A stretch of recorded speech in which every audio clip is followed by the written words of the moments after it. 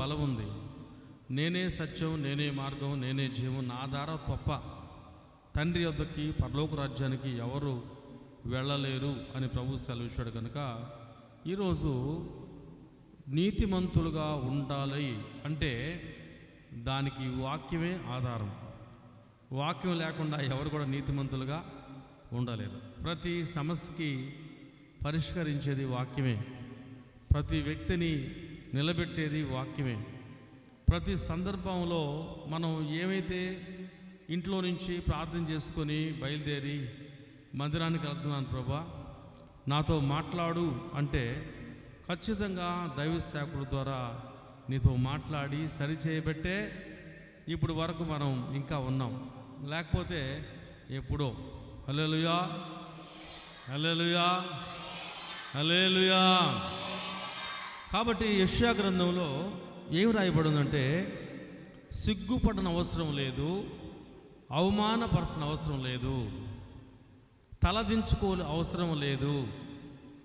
చాలామంది కూడా నాకు సంఘంలో అవమానం జరిగింది, కుటుంబంలో, సంఘంలో, సమాజంలో, గ్రామంలో నా తల దించబడింది. ప్రభు సెలవిచ్చాడు, నన్ను నమ్మిన బిడ్డలు తలగా ఉంటారు కానీ తోగ్గా ఉంటారని సెలవిచ్చాడు. తలగా చేయాలి కదా, ఎందుకు నేను ఈ విధంగా మారాను, ఎందువల్ల నీకు అవమానము? చూడండి, పరిశుద్ధ గ్రంథంలో దేవుడు మాట్లాడే మాట, కొన్ని మాటలు మనం ధ్యానం చేస్తాం. ఇక్కడ ఏం రాయబడి ఉందంటే, మత్తయి సువార్త 2వ అధ్యాయం 5వ వచనం. మత్తయి సువార్త 2వ అధ్యాయం 5వ వచనం. అందుకు వారు, చదువు. అందుకు వారు, యూదయ బెత్లెహేములోనే ఏలయనగా, యూదయా దేశపు బెత్లెహేమా, నీవు యూదా ప్రధానులలో ఎంత మాత్రమును అల్పమైన దానవు కావు. ఇజ్రాయేలును నా ప్రజలను పరిపాలించు అధిపతి నీలో నుండి వచ్చును అని ప్రవక్త ద్వారా రాయబడి ఉన్నదనిది. అంతటా ఇక్కడ యోధా దేశపు బెత్లెహేమా, యోధా ప్రధానులో ఎంత మాత్రం అల్పమైన దానివి కాదు. అన్ని గ్రామాల కంటే మా గ్రామం, అన్ని దేశాల కంటే మా దేశం, మా కుగ్రామాన్ని లెక్కలేదు, మర్యాద లేదు. మా ఇళ్ళన్నా, మా గ్రామం అన్నా, మా దేశం అన్నా ప్రపంచానికి ఏమాత్రం గౌరవం మర్యాద లేకుండా బతుకుతున్నాం. వారందరూ గ్రామస్తులు, అందరూ కూడా ప్రార్థన చేశారు. మాకు రోడ్డులు లేవు, గుర్తింపు లేదు, మర్యాద లేదు, గౌరవం లేదు, మేమంటే లెక్క లేదు, మమ్మల్ని ఎవరూ పట్టించుకోవటం లేదు, మా గ్రామానికి ఎవరూ రావటం లేదు అని ఆ గ్రామస్తులందరూ కూడా ప్రభువుకు మొరపెట్టుకున్నప్పుడు, అప్పుడు పరిశుద్ధాత్మ ద్వారా దేవుడు సెలవిచ్చే మాట, ఒక ప్రవచనం ఏంటంటే, ఇదిగో యోధా దేశవ బెత్లెహేమా, యోధా ప్రధానంలోను ఎంత మాత్రం అల్పమైన దాను కాదు. యూదులను పరిపాలన చేసేవాడు, ప్రపంచాన్ని ఏలేవాడు నీలో నుంచి వస్తాడు. అందుకని యేసుక్రీస్తు ప్రభు బెత్లెహేములోనే, యోధా దేశం అంతట్లో ఉన్న బెత్లెహేమా, యోధా ప్రధానంలో నీకు గౌరవం లేదు, మర్యాద లేదు, మీరంటే లెక్కే లేదు. అంటే ఒక వ్యక్తిగా మనం తీసుకుంటే, నేనంటే సంఘంలో గౌరవం లేదు, మర్యాద లేదు, ప్రేమ లేదు, నన్ను ఎవరు పట్టించుకోవటం లేదు. మా గ్రామంలో కావచ్చు, మా కుటుంబంలో కావచ్చు, మా దేశంలో కావచ్చు, మా మందిరంలో కావచ్చు, నన్ను ఎవరు అర్థం చేసుకోవటం లేదు, నన్ను ఎవరు పిలవటం లేదు. చాలామంది ఏమనుకుంటారు సంఘాల్లో, పాస్టర్ గారికి నేనంటే లెక్కే లేదు అంటారు. అంటే మీ పాస్టర్ గారి విషయం నాకు తెలియదు, కానీ మా ఏరియాలో ఎట్లా ఉంటుందంటే, డబ్బున్న వాళ్ళ ఇంటికే దైవ సేవకుడికి వెళ్తాడు అని అంటుంటారు. మీ పాస్టర్ గారే డబ్బున్న వాళ్ళు లాగా ఉన్నాడు కాబట్టి మనకేం డోంట్ వరీ, నో ప్రాబ్లం. నీకు ఆ ప్రాబ్లం లేదనుకున్నాను నేను. ఎందుకంటే మా ఏరియాలో ఒక పాస్టర్ గారు బాగా ఈ విధంగా ఉంటే మాత్రం చాలా బాధపడతారు వాళ్ళు. షుగరు బీపీలు పెరిగిపోవచ్చు, కానీ మీరు చాలా మంచి వాళ్ళు, పాస్టర్ని గౌరవిస్తున్నారు, మీకంటే పాస్టర్ ధనవంతుడిగా ఉన్నాడు, సంతోషం, ఆ ప్రాబ్లం లేదు. హల్లెలూయా, హల్లెలూయా, హల్లెలూయా. కాబట్టి జనరల్గా ఏమంటారంటే, ఏమమ్మా పాస్టర్ గారు వచ్చారు కదా, వచ్చారు మీ ఇంటికి వచ్చారు, ఈ దారినే పోయాడు కదా మీ ఇంటికి వచ్చాడంటే, మా ఇంటికి ఎందుకు వస్తాడని, పేదరాన్ని, ఎదవరాల్ని, దరిద్రాన్ని, అందం లేదు, సందం లేదు, అది లేదు, లేదు అంటుంటారు చాలామంది. మా ఏరియాలో ఉన్నారు. అట్లా చాలామంది కూడా ఏమనుకుంటుంటారంటే, లోపలన వేషధారంగా అర్థం చేసుకోకపోవటం ఒక బాధ అయితే, ఒకరు మంచి వాళ్ళు ఉన్నా సరే ఎవరు వాళ్ళని అర్థం చేసుకోకుండా అలాగున్నప్పుడు ప్రభు వాళ్ళతో మాట్లాడుతున్నాడు. చూసారా? ఇంకా లోకాసువార్త 18వ అధ్యాయంలో మనం చూస్తే 18వ అధ్యాయంలో ఏముంది? ఆకాశం వైపు సుంకరి ప్రార్థన చేస్తుంటే 13వ వచనంలో, ఆకాశం వైపు కన్నులెత్తుటకు నాకు యోగ్యత లేదు, పేదవాడిని, దరిద్రుణ్ణి, నెట్టివేయబడిన వాడిని, సమాజంలో గౌరవం లేని వాడిని అని మందిరంలో కూడా రాకుండా మందిరం బయట నిలబడి, నేను మందిరంలోకి వచ్చి ప్రార్థన చేసే యోగ్యత ఘనత నాకు లేదయ్యా, నేను దీనుణ్ణి, ఎంత దుర్మార్గుడు, ఎంత పాపునైతే ఆకాశం వైపు చూసి కన్నులెత్తి ప్రభువా అని పిలిచే అర్హత లేనివాణ్ణయ్యా. ఎంతగా తగ్గించుకున్నాడో, ఎంతగా తగ్గించుకున్నాడో.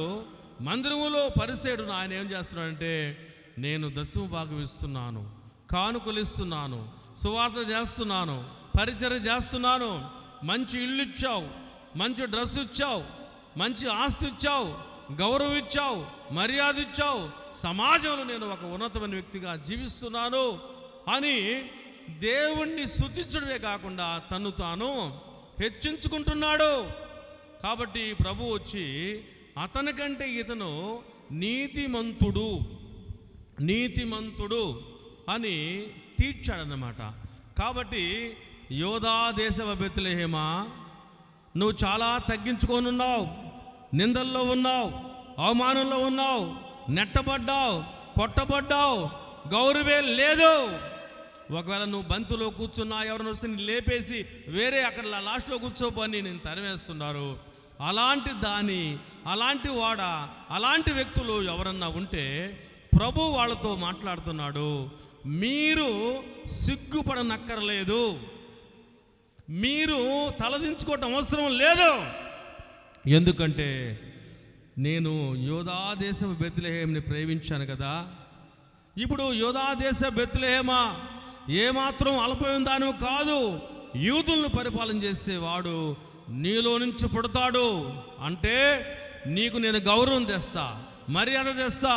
కాబట్టి యేసుక్రీస్తు ప్రభు యోధా దేశ బెత్లెహేములో పుట్టిన తర్వాత జ్ఞానులు వచ్చారు, గొల్లలు వచ్చారు, చాలామంది జనం వచ్చేసేసి ఇప్పుడు ప్రపంచం అంతా మనం సువార్త చెప్తే అంటున్నాం. ప్రపంచంలో మధ్య దేశమైన పాలస్తీనా దేశంలో బెత్లెహేములో ప్రభువు జన్మించాడు. ప్రపంచానికి మధ్య దేశం ప్రపంచంలో మధ్యలో ఉంది. ఒకవేళ టేప్ తీసుకొని కొలుసుకుంటే మనం అది యేసుక్రీస్తు ప్రభు, అందరికి ప్రభు కాబట్టి, అందరికి సంబంధించినవాడు కాబట్టి ఆ మధ్యలోనే పుట్టాడు. ఆ మధ్య దేశం కుగ్రామం, మర్యాద లేనిది, అల్పమైనది, తగ్గించుకుంది, గౌరవం లేనిది, మర్యాద లేనిది. అయితే ఆ గ్రామస్తులు వారందరూ కూడా సీక్రెట్గా రహస్యమని చూసే తండ్రికి మొరపెట్టుకుంటున్నారు. మా గ్రామం ఏంది ప్రభా అంటే అప్పుడు ప్రభు యెషయా ప్రవక్త ద్వారా ప్రవచనిస్తున్నాడు. యోధా దేశ బెత్లెహేమా, యోధా ప్రధానంలో నువ్వు ఎంత మాత్రం అల్పమైన దానివి కావు. కొన్ని రోజులు గడిచిన తర్వాత దేవుడే నరవతరగా ఈ లోకానికి వస్తాడు. ఆ దేవుడు ఈ బెత్లెహేములో జీవిస్తాడు. ఈ బెత్లెహేము ప్రపంచానికి నెంబర్ 1గా మారిపోతుంది. చప్పలు కొడతాం హల్లెలూయా. బెత్లెహేము ఈరోజు ప్రపంచంలో కల్లా హైస్ట్లో ఉంది, ఉన్నతమైన స్థానంలో ఉంది. ప్రపంచ నలుమూలల నుంచి బెత్లెహేముకి వెళ్తున్నాడు. అది ఒక పెద్ద టూరిస్ట్ ప్లేస్గా మారిపోయింది. ఎందుకో తెలుసా? వారు ప్రభువుకి మొరపెట్టాడు. ఇప్పుడు అంత గౌరవం వచ్చింది. ఈరోజు ఎవరైతే తగ్గించుకొని ప్రార్థన చేస్తారో, నన్ను పెళ్ళికి పిలవలేదు, గృహప్రవేశానికి పిలవలేదు, చర్చిలో ఫంక్షన్ జరుగుతుంటే ముందుగా నాకు చెప్పలేదు, నేనంటే గౌరవం లేదని మనుషుల మీద సేవకుల మీద పెద్దల మీద మనం గొనిగి సనిగేదానికంటే ఇశ్రాయేలు ప్రజలు అరణ్యములో గొనుగుడు సనుగుడు వలన అరణ్యంలో రాలిపోయినట్టుగా రాలిపోతాం, ఉపయోగం లేదు. అయితే ఈరోజు మనం ఒక పని చేయాలి, దేవుని మీదే. చూసారా, యెషయా భక్తుడు ఒక గ్రామంతో మాట్లాడుతున్నాడు, గ్రామ ప్రజలతో మాట్లాడుతున్నాడు. ఏమనో తెలుసా? యోధా దేశ బెత్లెహేమా, నన్నే అడిగావు, నన్నే సేవించావు, నన్నే స్తుతించావు, నాకే మొరపెట్టావు, మనుషుల మీద ఆధారపడకుండా నా మీదే ఆధారపడ్డావు కాబట్టి నిన్ను చూడు నేను ప్రపంచంలో కల్లా నెంబర్ 1గా చేయకపోతే అని ప్రభు వాళ్ళకి వాగ్దానం చేస్తున్నాడు ఆ రోజు. ఈరోజు కూడా, ఈరోజు రాత్రికాల సమయంలో ఎవరైతే మనుషుల మీద ఆధారపడి నాకు గౌరవం లేదు, మర్యాద లేదు, ప్రేమ లేదు, మమకారం లేదు, అనురాగం లేదు. ఇంకా మా మందిరంలో కొంతమంది ఎట్టున్నారంటే, ఫంక్షన్ జరిగిందనుకో, ఫంక్షన్ జరిగిన తర్వాత ఏమా భోజనం చేస్తామంటే, ఏం భోజనం, నాకు ఒక ఎముకేసారంటారు. ఇక్కడ ఉందో లేదో నాకు తెలియదు కానీ మా నాయన అయ్యా మీరు వీళ్ళు నా చేత చెప్పించినట్టుకుంది, వాళ్ళు ఏం చెప్పలే నాకు. హలోయా, వాళ్ళు ఎక్కడైనా ఉంటారంట. కాబట్టి ఏం భోజనం లే పాస్టర్ గారు, అవునులే సంఘంలో అంటే నేనంటే గౌరవం లేదు కాబట్టి ఆ దండేసుకున్నది ఒక ఆమె, కమ్మలు పెట్టుకుంది, ఇంకొక ఆయన బాగా ఉంగరం పెట్టున్నాడు, బంగారం వాచ్ పెట్టుకున్నాడు, అన్నీ పెట్టుకున్నాడు, మాత్రం 5-6 మొక్కలు వేశారు. నేను పేదరాలనే కదా, నాకు గౌరవం లేదు కదా అంటే ఏం లాభం అమ్మా? రహస్యమంది చూసే నీ తండ్రికి ప్రార్థన గదిలోనికి వెళ్ళి మొరపెట్టాలి. హల్లెలూయా, హల్లెలూయా, హల్లెలూయా. ఈరోజు రాత్రి ఎవరైనా మనుషుల మీద, సేవకుల మీద, పెద్దల మీద ఆనుకొని వాళ్ళ మీద కూరచూపులు, ఓరచూపులు, పళ్ళు కొరగటం, లోపలే గొనుక్కోవటం, చాటైన స్థలంలో చేదు మాటలు మాట్లాడుతూ ఉంటే ఈరోజు రాత్రి దానికి ఒకే ఒక వాక్యం ఆధారం చేసుకోవాలి. యోధా దేశపు బెత్లెహేమా, యోధా ప్రధానంలో ఎంత మాత్రమో నీవు అల్పమైన దానవు కాదు. యూదులను పరిపాలన చేసేవాడు, ప్రపంచాన్ని పరిపాలన చేసేవాడు, ప్రపంచానికి రక్షణ ఇచ్చేవాడు ఆ దేవుడే నర అవతారుగా నీలో, నీ కుటుంబంలో, నీ మధ్యలో, మీ మధ్యలోనే కృపా సత్య సంపన్నుడుగా మీలో పుడతాడు, మీలో సంచరిస్తాడు, మీతో ఉంటాడు, ఇమ్మాను దేవుడిగా ఉంటాడు. కాబట్టి మీరందరూ కూడా దేవుని మీదే ఆధారపడాలి. చప్పట్లు కొడదాం. హల్లెలూయా. ఆధారపడాలి. ఈరోజు దేవుడు ఆధారపడకుండా ఎవరైతే ఉంటారో రారు. కొంతమంది మీటింగ్స్ రారు. మీటింగ్స్ రాకపోతే అడిగితే ఏమంటే, సార్ ఇంత పెద్ద మీటింగ్స్ జరుగుతుంది, నాకేమన్నా మీరు ముందుగానే చెప్పారా? అందుకని నేను అలిగి ఉన్నాను. ఎప్పుడు అనుకుంటే మీటింగ్లు పెట్టకముందే అలిగి ఉందంట.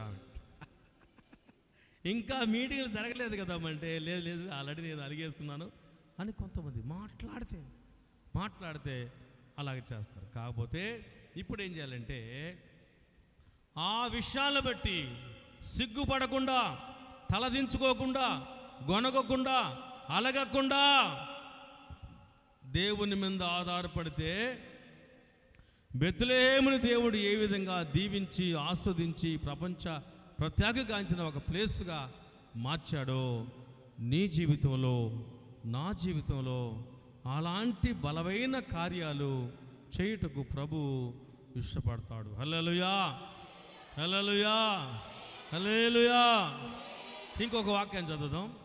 యోహాను సువార్త 1వ అధ్యాయం 46వ వచనం. యోహాను సువార్త 1వ అధ్యాయం 46వ వచనం. అందుకు నతనయేలు, నజరేతులో నుండి మంచిదేదైనా రాగలదా అని అతనిని అడుగగా, వచ్చి చూడమని ఫిలిప్పు అతనితో అనెను. చాలా అమ్మ, నా మాట మీకు వినిపిస్తుంది కదా, బాగా నీకు అర్థమవుతుందా? అన్నట్టుగా లేదు కదా. హల్లెలూయా. కాబట్టి నతానేలు అంటున్నాడు, ఏమన్నాడు తెలుసా? నజరేతులో నుంచి ఏదైనా మంచిది రాగలదా? నజరేతులో ఉన్న పాడైపోయారు కదా, చెడిపోయిన వారు కదా, దొంగలు కదా, వ్యభిచారులు కదా. నజరేతు గురించి కొన్ని విషయాలు మనం చూస్తే, నజరేతు అంటే అలాంటిదంటే ఎవరన్నా దొంగతనం చేసి ఒక దొంగతనం చేసి పరిగిస్తున్నాడు అనుకో, ముందు పరిగిస్తూ ఉంటే నజరేతు అనే ప్రాంతం గుండా అక్కడికి వచ్చాడంటే, వచ్చిన వెంటనే అది కొండ చర్యలు గల దేశం అంట. కాబట్టి ఆ బండ సందుల్లో, ఆ చెట్ల కొమ్మ సందుల్లో, ఆ బండల్లో, ఆ గృహల్లో, ఆ సొరంగాల్లో ఆ దొంగ వెళ్ళిపోతే ఇంక దొంగను పట్టుకోలేమని చెప్పేసి వదిలేసేసుకొని క్యాన్సిల్ చేసుకొని ప్రోగ్రాము మళ్ళీ బ్యాక్ అయిపోతారంట. ఎందుకంటే అక్కడికి వెళితే మాత్రం కనిపించడు దొంగ, అలాంటి ప్రదేశం అది. అందుకని ఒక ఆయన ఏం చేశాడంటే, ప్రతిసారి దొంగతనం చేయటం, నజరేతుకి వెళ్ళిపోవటం. అందుకని నజరేతు దొంగతనం చేసిన తర్వాత ఇక్కడ దాగుకునే దానికి చాలా గుడ్ ప్లేస్ అని చెప్పేసి ఏం చేశాడంటే, ఆడ చిన్న ఒక గుడారం వేశాడు. వేసిన తర్వాత ఇంకొక దొంగ వచ్చి పక్కన వేసాడు, ఇంకొక దొంగ వచ్చాడు. మొత్తం దొంగలంతా ఏడన్నారు తెలుసా? యూదా దేశంలో, బెత్లెహేములో అక్కడ లేకుండా మొత్తం నజరేతుకు వచ్చేసారు. నజరేతు వారు అంటే దొంగల గృహం, దొంగలైపోయారు, మొత్తం దొంగలే. అందుకని ఏం చేశారంటే, నజరేతు వాళ్ళంటే దుర్మార్గులు, దొంగతనం చేసేవాళ్ళు, వ్యభిచారం చేసేవాళ్ళు, నరహత్య చేసేవాళ్ళు. నజరేతులో పెద్దవాళ్ళు అయిన తర్వాత వాళ్ళ బాబు కానీ చదువుకునేటప్పుడు ఈ బాబుతో కానీ కలిశారనుకో యెరూషలేములో, అప్పుడు ఏమంటారంటే, నజరేతు వాళ్ళతో ఏమాత్రం స్నేహం చేయొద్దని. అది అంటరాని దేశంగా ఉంది, దొంగల దేశంగా ఉంది, వ్యభిచారాల దేశంగా ఉంది. నజరేతులో అందరూ దొంగలున్నారు. అది ఇల్లు పెద్దదైపోయింది, నజరేతుగా మారిపోయింది. అయితే రాను ఏం జరిగిందంటే, వాళ్ళకు కూడా మార్పు వచ్చింది. పెద్దవాళ్ళు దొంగతనం చేసావండి, మేము చదువుకున్నాము.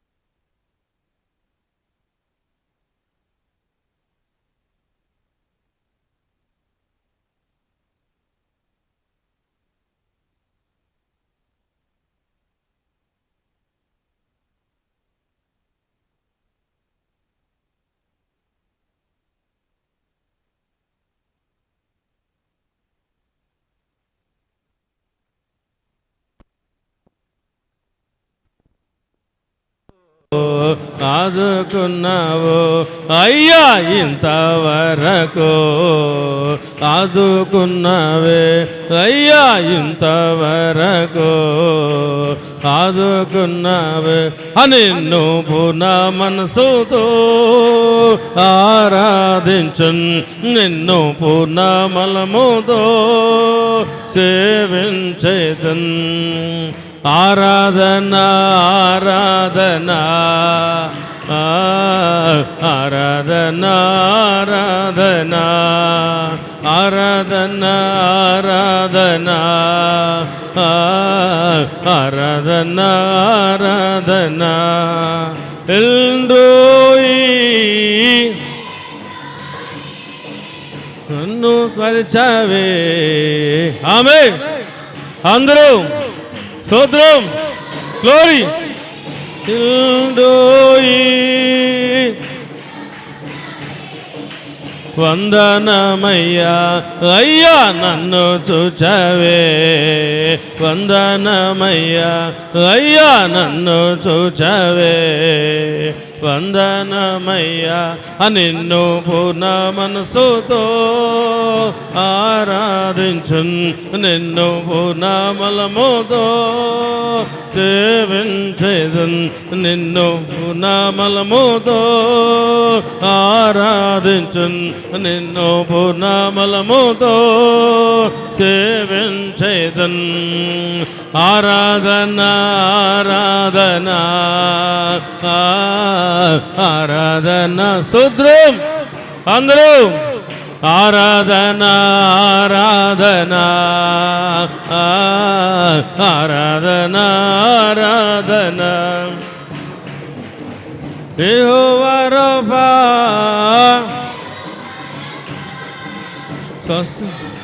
గ్లోరీ. వందనమయ్యా యెహోవా రఫా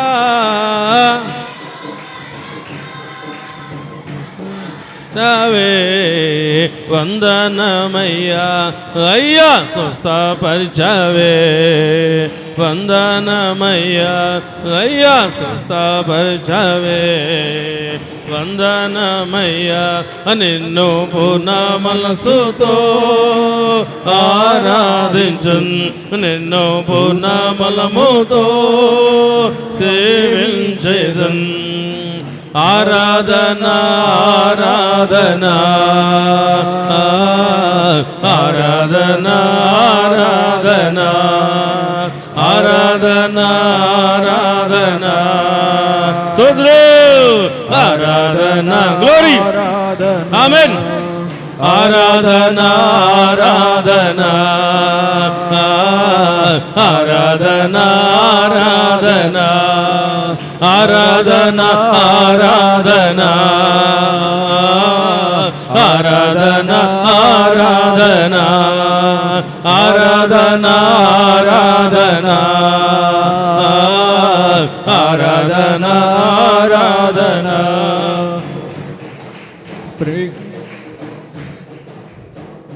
హల్లెలూయా హల్లెలూయా హల్లెలూయా. కాబట్టి నజరేతులు అంతా కూడా దొంగలు, వ్యభిచారులు, దుర్మార్గులు, వెలివేయబడ్డవారు. వారితో వీరికి స్నేహం లేదు. ఆ పట్టణానికి ఈ పట్టణానికి ఏమాత్రం సంబంధం లేకుండా అయిపోయింది. నజరేతులో ఉన్న వారందరూ కూడా అంటున్నారు, మా పెద్దవాళ్ళు ఏదో పొరపాటు చేశారని, మా పూర్వీకులు దొంగతనం చేశారని మా మీద ముద్ర పడిపోయింది. ప్రపంచమంతా మమ్మల్ని. ఈరోజు నెల్లూరు జిల్లాలో బెట్రగుంట అనే ప్రాంతంలో సెటిల్మెంట్ ఏరియా అంటారు దాన్ని. వాళ్ళందరూ కూడా చదువుకున్నా సరే కప్పరాల తిప్ప అంటుంటారు. గుంటూరు జిల్లాలో స్టోర్స్ పరం ఉంది, దానికి కూడా అలాంటి పేరుంది పోల. అదేవిధంగా నజరేతు కూడా అలాంటి ముద్ర పడిపోయింది. అందుకని నతనేలు ఏమంటున్నాడంటే, నజరేతులో నుంచి ఏదైనా మంచిది రాగలదా? నజరేతు పాడైపోయింది కదా, నజరేతులో ఏది మంచిది లేదు కదా. నజరేతు వారందరూ కూడా సమాజానికి సంఘానికి మాత్రం ఉపయోగకరులు కాదు, దుర్మార్గులు, నీచులు, దొంగలు. కాబట్టి అక్కడి నుంచి అలా మంచిది వస్తుంది. నేను అనుకుంటాను నజరేతు వాళ్ళందరూ కూడా యోధా దేశపు బెత్లెహేమా, యోధా ప్రధానంలో నువ్వు ఎంత మాత్రం అల్పమైన దాని కాదని వాళ్ళతో దేవుడు చెప్పినప్పుడు వాళ్ళు ఏ విధంగా ప్రార్థన చేసి ప్రపంచంలో కల్లా టాప్ నెంబర్ 1గా మారారు. అదేవిధంగా నజరేతు వాసులు కూడా తగ్గించుకొని నిందను తొలగించయ్యా, అవమానం తొలగించయ్యా, ఈ ముద్ర పోవాలి ప్రభు. మా పూర్వీకులు పాపం చేస్తే మేము శిక్షను అనుభవిస్తున్నాం, సమాజంలో మాకు గౌరవం లేదు, ఏ ఫంక్షన్లో తోసేస్తున్నారు, పిలవటం లేదు, రానియటం లేదు, మాకు ప్రజలకి సంబంధం లేకుండా ఇంటీరియర్ ప్లేస్లో ఉన్నామయ్యా, వెనకబడిపోయామయ్యా, ఎక్కడా మాకు గౌరవం లేదయ్యా అని ప్రార్థన చేసినప్పుడు ప్రభు చూచాడు, ప్రభు విన్నాడు. ఎందుకు తెలుసా? ఆయన ఎలాంటి వాడంటే ఎవరు లేరు అని తగ్గించుకుంటే, చూసారా? సర్వోన్నతుడా నీవే నాకు ఆశ్రయ దుర్గము, సర్వోన్నతుడా నీవే నాకు ఆశ్రయ దుర్గము, ఎవరు లేరు నాకు ఇలలో, ఎవరు లేరు నాకు ఇలలో, ఆదరణ నీవేగా, ఆనందము నీవేగా, ఆదరణ నీవేగా, ఆనందము నీవేగా, సర్వోన్నతుడా నీవే నాకు ఆశ్రయ దుర్గము. హల్లెలూయా. ఎవరైతే ఎవరు లేరు ప్రభా, తల్లినా తండ్రినా మీరే నాయన నాకు సహాయం చేయమని తగ్గించుకొని ప్రార్థన చేస్తే దాటిపోయే దేవుడు కాదైనా. సమాధుల తోటలో మరియం ఉంది, మగ్దలేని మరియం ఉంది. 7 దెయ్యాలు ప్రభు వెళ్ళగొట్టిన ఆమె ఎంతగానో స్తుతి కలిగి కృతజ్ఞత కలిగి, ప్రభువే నాకు తల్లి, ప్రభువే నాకు తండ్రి, యేసు ప్రభు చూచేంత వరకు ఇక్కడి నుంచి వెళ్ళను. దేవదూతలు అంటున్నారు, అమ్మా ఎందుకు ఏడుస్తున్నావమ్మా, ఆయన చెప్పినట్టుగా లేచాడమ్మా, ఆయన పునరుద్ధరణ లేచాడమ్మంటే కూడా లేదు, నా యేసు నాకు కావాలి, ఆయనే నాకు అండా, నేను సమస్తాన్ని వదిలిపెట్టుకొని శిశురాలుగా సమాధి తోటలోకి వచ్చాను, ఆయన వెంబడిస్తున్నాను, ఆయన కనిపించేంత వరకు, ఆయన చూచేంత వరకు, ఆయనతో మాట్లాడేంత వరకు ఇక్కడి నుంచి వెళ్ళనని సమాధుల తోటలో అటు ఇటు తిరుగుతూ ఏడుస్తూ ఉంది. యేసయ్యా నీవు కావాలయ్యా, నీవుంటే నాకు మేలయ్యా, నీవు లేకపోతే నేను జీవించలేనయ్యా, నీవే కావాలి ప్రభు అని మొరపెడుతూ ఉన్నప్పుడు, కన్నీటితో ప్రార్థన చేస్తున్నప్పుడు, కన్నీటితో విలపిస్తున్నప్పుడు వెంటనే ప్రభు, అమ్మా ఎందుకమ్మా ఏడుస్తున్నావా, దగ్గరికి వస్తే ఇంకా తండ్రి వద్దకు వెళ్ళలేదు, తండ్రి వద్దకు వెళ్లకుండా నేను తండ్రి వద్దకు వెళ్ళాలి అనుకున్నప్పుడు నీ ఏడుపు నాకు కనిపించింది. ఎందుకంటే హిజ్కియా కన్నీటితో ప్రార్థన చేసినప్పుడు, మొరపెట్టినప్పుడు మనసు వైపు కాకుండా, లోపం వైపు కాకుండా గోడ తట్టు అనగా యెరూషలేము గోడ తట్టు తిరిగి ప్రార్థన చేసి కన్నీళ్లు కారుస్తుంటే మళ్ళా ప్రభుత్వంతో మాట్లాడి, అయ్యా హిజ్కియా కన్నీళ్లు కార్చి నేను చూచానయ్యా, ఆ కన్నీళ్లు కార్చేవారిని దాటిపోయేవాడిని కాదయ్యా, నా మాట వెనక తీసుకుంటానయ్యా, 15 సంవత్సరాల ఆయుష్ పెంచానని చెప్పవయ్యా అన్నట్లుగానే నాకెవరు లేరని హిజ్కియాలాగా, మగ్దలేని మరియలాగా కన్నీటితో ప్రార్థన చేశారు నజరేతు వాసులు. హల్లెలూయా, హల్లెలూయా, హల్లెలూయా. నజరేతు వాసులు ఆ విధంగా ప్రార్థన చేసినప్పుడు దేవుడు అనుకున్నాడు, ఎలాగనే సరే బెత్లెహేముని ఏ విధంగా ప్రేమించి ఒక గుర్తింపు తెచ్చానో నజరేతు కూడా ఒక గుర్తింపు తేవాలని. అందుకని నతనేలు అంటాడు, నజరేతులో ఫిలిప్ అంటాడు, అయ్యా మెస్సయ్య వచ్చాడు, ఎక్కడి నుంచి వచ్చాడంటే నజరేతులో నుంచి వచ్చాడంటే. ఈయన నతనేలు అంటాడు, నజరేతులో నుంచి ఏదైనా మంచిది రాగలదా అంటే వచ్చి చూడమంటాడు. కాబట్టి నజరేతులోకి యేసు ప్రభు వెళ్ళాడు, నజరేతు వాసిగా మార్చబడ్డాడు. ఎక్కడ వారి ఎక్కడున్నారు, యేసు ప్రభు ఎక్కడున్నాడు, నాకు సైతాను పట్టింది, అనారోగ్యం ఉంది, సమస్యలు ఉన్నాయి, కష్టాలు ఉన్నాయి, యేసు ప్రభు దగ్గరికి వెళ్ళాలి, ప్రార్థన చేసుకోవాలి, విడుదల పొందుకోవాలి. ఎక్కడికి వెళ్ళాలన్నప్పుడు ఆ నజరేతులో ఉంటాడు, నజరేతులో కాపురం ఉన్నాడు, నజరేతులో హౌస్ ఉంది, అక్కడే ఉంటాడు. అవునా? ఇప్పుడు వరకు నజరేతుకు నేను వెళ్ళలేదండి. అయితే యేసు ప్రభు ఉన్నాడు కాబట్టి నజరేతుకు నేను వెళ్ళాడని నజరేతుకు వెళ్ళారు, ప్రార్థన చేసుకున్నారు. కాబట్టి ఇంకా తండోపతండాలుగా నజరేతుకి వెళ్ళిపోతున్నారు, నజరేతుకి వెళ్ళిపోతున్నారు. హల్లెలూయా, హల్లెలూయా. అప్పుడు నజరేతు అంటే గుర్తింపు లేని విధంగా,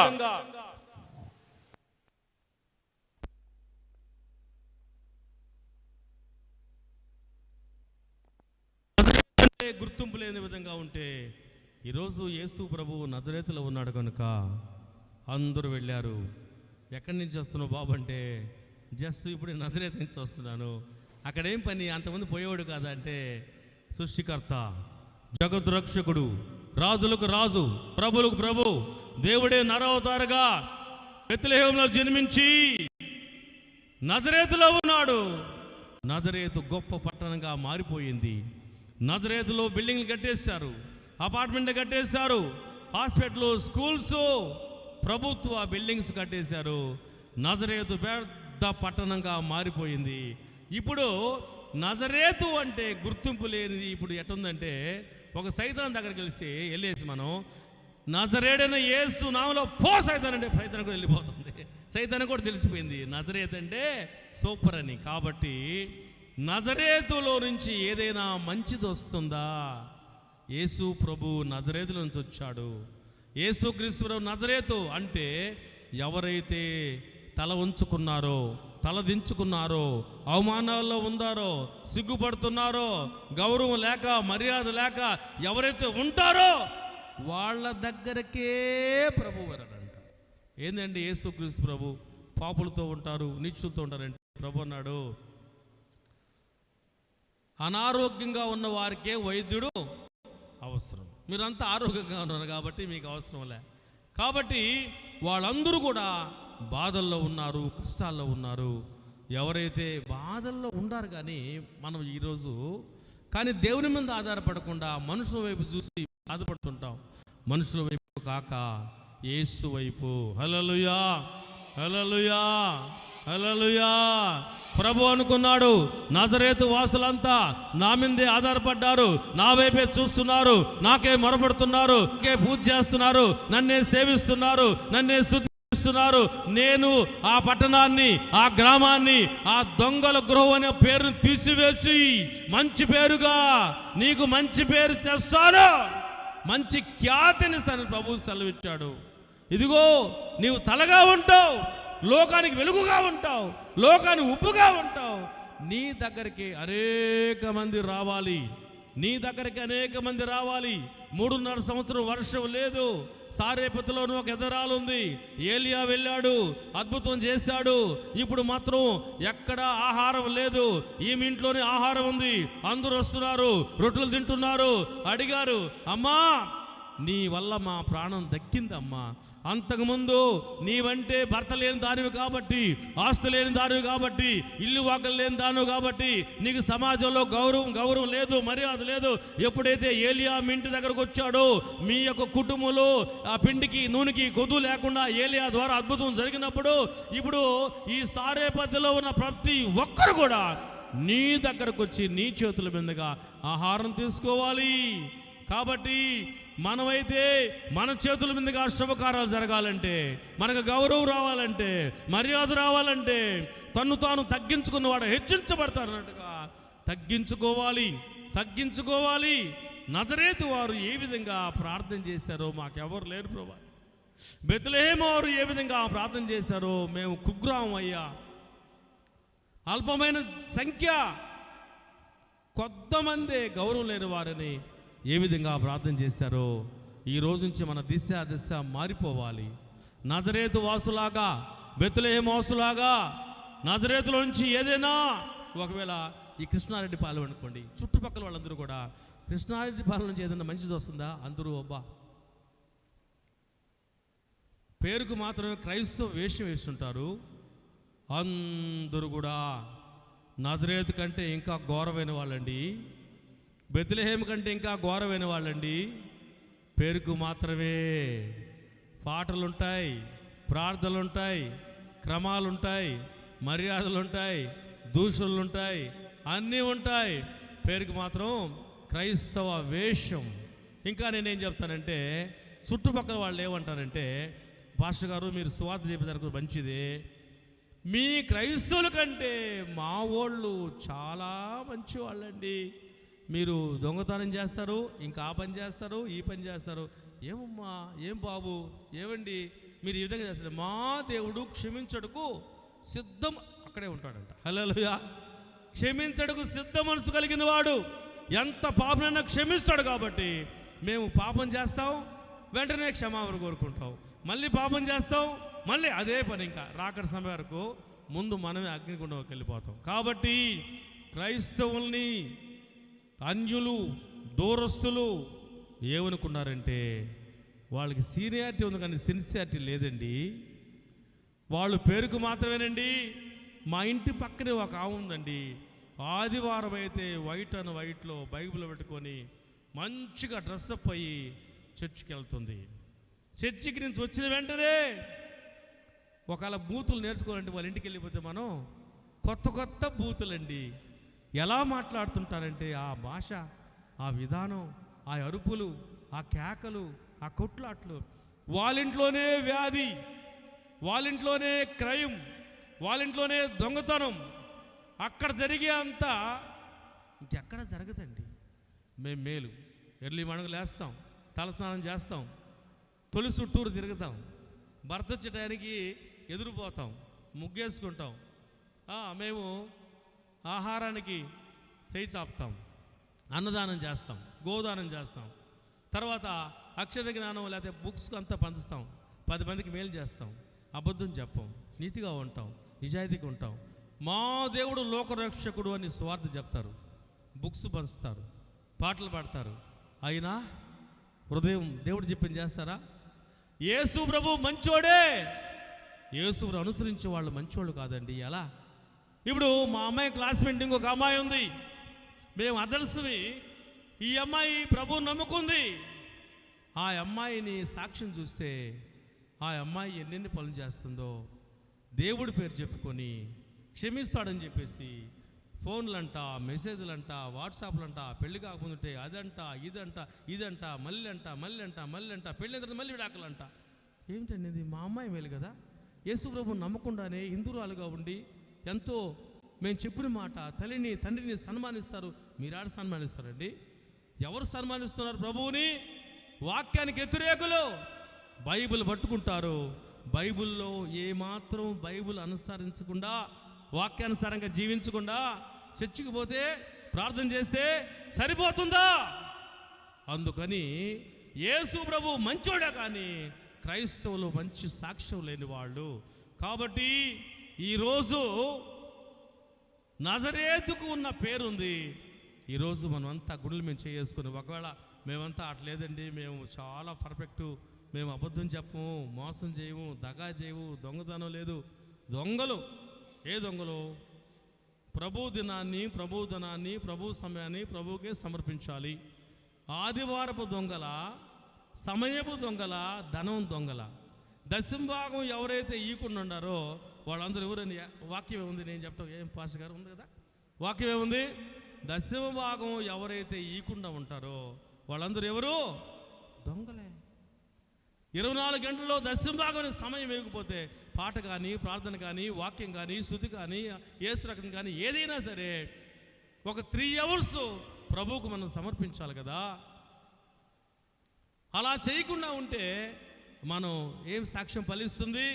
ప్రార్థనలు ఫలిస్తాయా?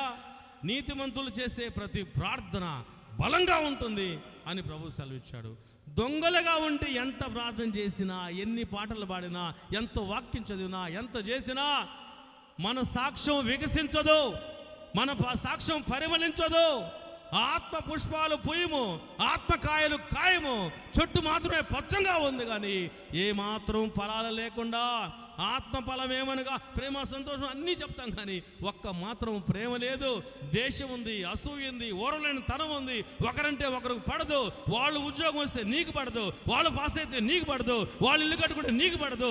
ఎంతసేపు దేశాలు, క్రోధాలు, అసూయలు. నజరేతు వాళ్ళకంటే ఇంకా ఘోరంగా ఉంటే, సాక్ష్యం పరిగణించకపోతే సంఘం ఎలా డెవలప్ అవుతుంది, సంఘం ఎలా ఫలిస్తుంది, సంఘ ద్వారాలు ఎలా తెరవబడతాయి, సువార్త ఎలా చేయమనము. కాబట్టి ఈరోజు నజరేతు వారిలాగా మనం కూడా సాగిలిపడి లోబడి ప్రభువుని వేడుకొని మనం కూడా నీతిమంతులుగా బెత్లెహేములాగా మనం కూడా ప్రార్థన చేసి, భలేవారు పాస్టర్ గారు మాలో మాత్రం ఏ లోపం లేదు అంటే చాలా సంతోషం.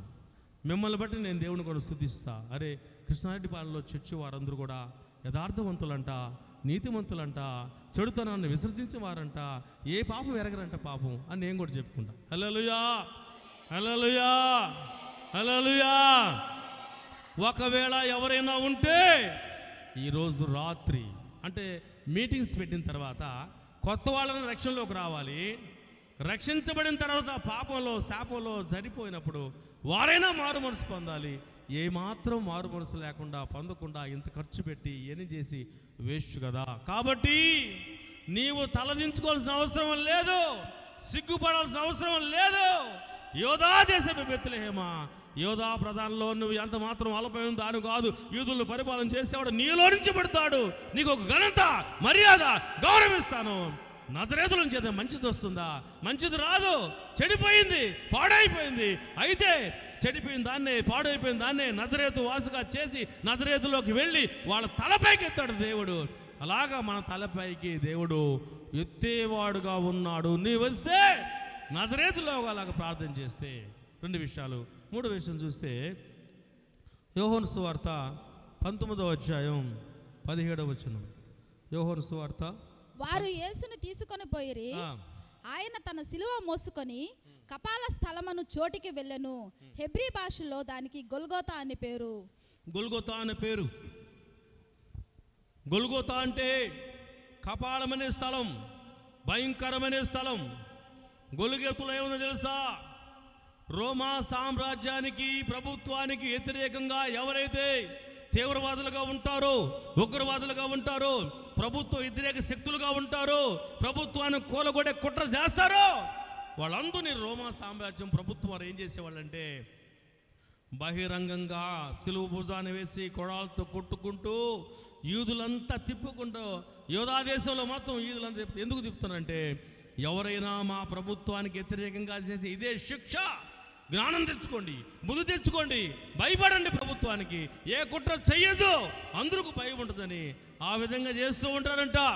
చేస్తూ ఉంటే ఏమవుతుందంటే ఆ కపాలం అనే స్థలం కలవరి కొండకి వెళ్ళేటప్పుడు ఎవరైతే శిక్ష అమలు చేస్తున్నారో రోమా ప్రభుత్వాన్ని వాళ్ళు తిడుతుంటారంట, కేకలేస్తుంటారంట, అరుస్తూ ఉంటారు. ఏమని?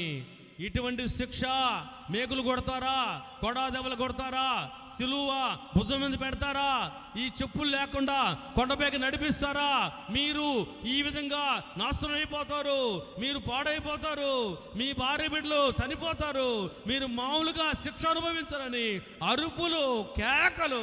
ఆ అరుపులకి, కేకలకి యెరూషలేము యూదులో దద్దరిల్లిపోతుంది. అందుకని అందరూ తలుపులు వేసుకొని యెరూషలేముకి నుంచి ఆ యొక్క కపాలమైన స్థలంకి వెళ్ళాలంటే భయం, అన్ని గుర్తొచ్చేస్తాయి. ఆ సైడ్కి ఎవరు వెళ్ళరు. అదంటే భయంకరం. ఎలాంటి భయంకరం అంటే, సమాధులు తోటలో ఒక అతను ఉన్నాడు. అతను సైతాను పట్టున్నాడు. ఆయన ఎలాంటి వాడంటే గొలుసులతో కట్టేసినా సరే గొలుసును కూడా తెంపేసుకుని గాయపరుచుకునేవాడు.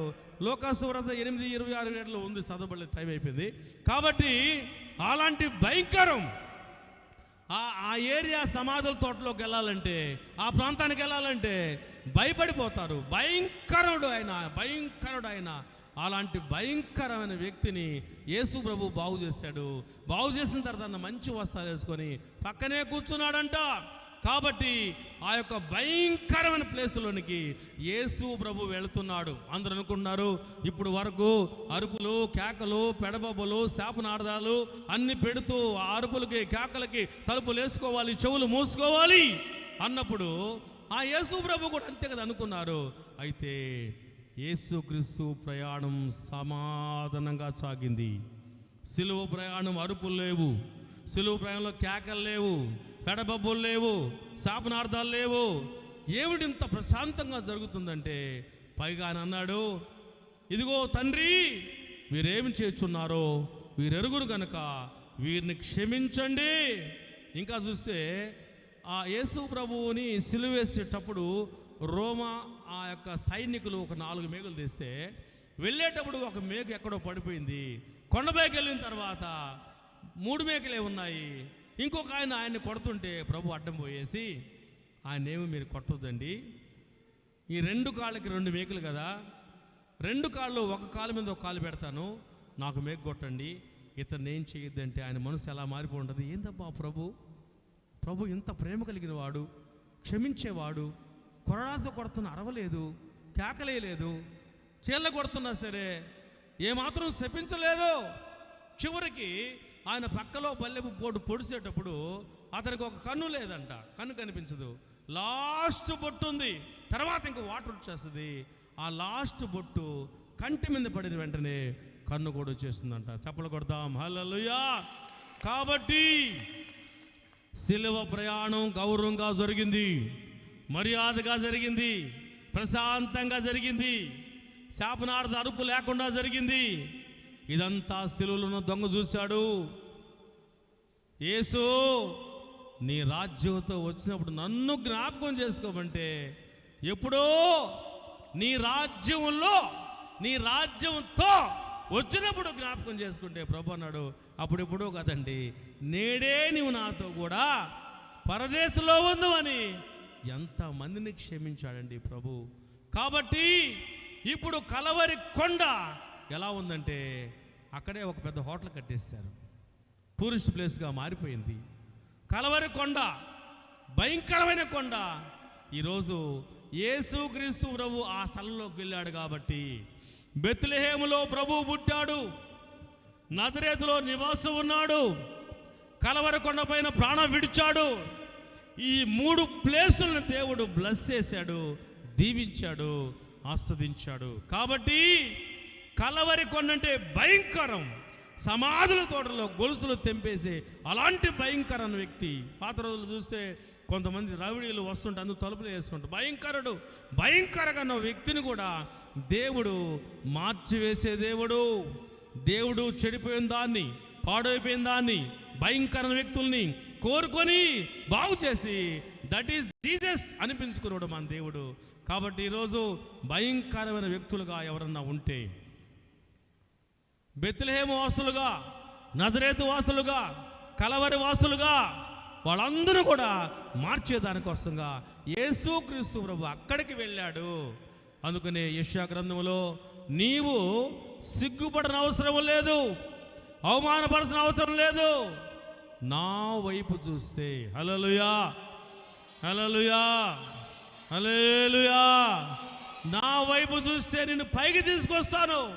ఇక నుంచి దేవుడు మీకు తోడుగా ఉన్నాడు, ఇమ్మానుయేలుగా ఉన్నాడు, రక్షకుడిగా ఉన్నాడు, తల్లిగా ఉన్నాడు, తండ్రిగా ఉన్నాడు.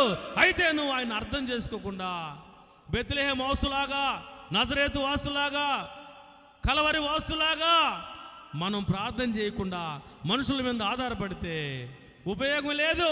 ఎక్కడేసిన గొంగలు అక్కడే ఉంటాం. కాబట్టి ఈరోజు రాత్రి ఒకసారి మనం ఆలోచన చేయాలి. నా ప్రభు పాడైపోయిన దాన్ని, చెడిపోయిన దాన్ని, పాపుల కోసం వచ్చాడు, నీచుల కోసం వచ్చాడు, భయంకరుల కోసం వచ్చాడు.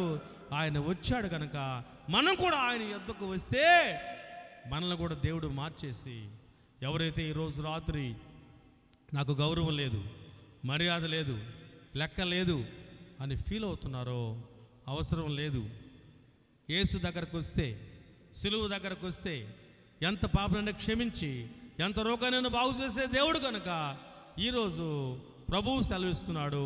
యెషయా భక్తుడు ద్వారా 54వ అధ్యాయం 4వ వచనంలో, అమ్మా, బాబు, సంగమా, నువ్వు సిగ్గుపడిన అవసరం లేదు, అవమానపడాల్సిన అవసరం లేదు. ఆల్రెడీ నీ కోసం రక్తం చిందించా, ప్రాణం పెట్టా. నువ్వు కాళ్ళతో పాపం చేస్తే నా కాళ్ళలో మేకులు, నువ్వు చేతులతో పాపం చేస్తే నా చేతుల్లో మేకులు, నువ్వు తలతో పాపం చేస్తే నా తలలో ముళ్ళకిరీటం, నీకు రావాల్సిన శిక్షంతో నేను భరించాను, అయిపోయింది, ఫినిష్. సిలువలో శాపాన్ని మోసాను, పాపాన్ని మోసేశాను. అయితే నువ్వు నమ్మి బెత్లెహేము వాసులాగా, నజరేతు వాసుల్లాగా, కలవరి వాసుల్లాగా నా దగ్గరకు వస్తే నీ తల పైకెత్తుతాను, నిందలు తీసేస్తాను, అవమానాలు తీసేస్తాను. నువ్వు తలగా ఉంటావు కానీ తోకగా ఉండవు. నువ్వు అప్పు ఇచ్చేవారు కొంటారు, అప్పు తీసుకోవు. కలిమి సంపద నీ వెంట ఉండును. నువ్వు పొలంలో దీవించబడతావు, పట్టణంలో దీవించబడతావు, ఇంట్లో దీవించబడతావు. నీ పిండి పిసుకు తొట్టి, నీ ద్రాక్షారసం ఊపుకొను. అలాంటి దీవులన్నీ నీ కోసమే. అయితే నీవు ఈరోజు ప్రార్థన చేయాలి, తగ్గించుకొని ప్రార్థన చేసి ప్రభు కాడకు వస్తే ఖచ్చితంగా నీ తల నా తల కూడా దేవుడు పైకెత్తుతాడు, అవమానాన్ని తీసివేస్తాడు. దేవుడు దీవెనలు ఆశీర్వాదాలు మెందుగా ఉంటాయి. కాబట్టి ఎవరైనా ఈ విధంగా దేవుడిని వేడుకుంటే, దేవుడి దగ్గరకు వస్తే తలపైకెత్తే దేవుడు, అవమానం తీసేసే దేవుడు, నీకు మంచి గౌరవాన్ని ఇచ్చి, నీతి వస్త్రాన్ని ఇచ్చి, ఉల్లాస వస్త్రాన్ని ఇచ్చి, పెళ్లి వస్త్రాన్ని ఇచ్చి, పెళ్లి విందులో నిన్ను కూడా కూర్చొని పెట్టే దేవుడు. దేవుడి మాటలు దీవించి ఆస్వాదించుగాక. ఆమేన్. ప్రార్థన చేసుకుందాం. అలాగే మోకరిద్దాం. దేవుడు తన దాసుని ద్వారా పలికించిన ప్రతి మాటను మరి ఒకసారి మనం జ్ఞాపకం చేసుకుందాం.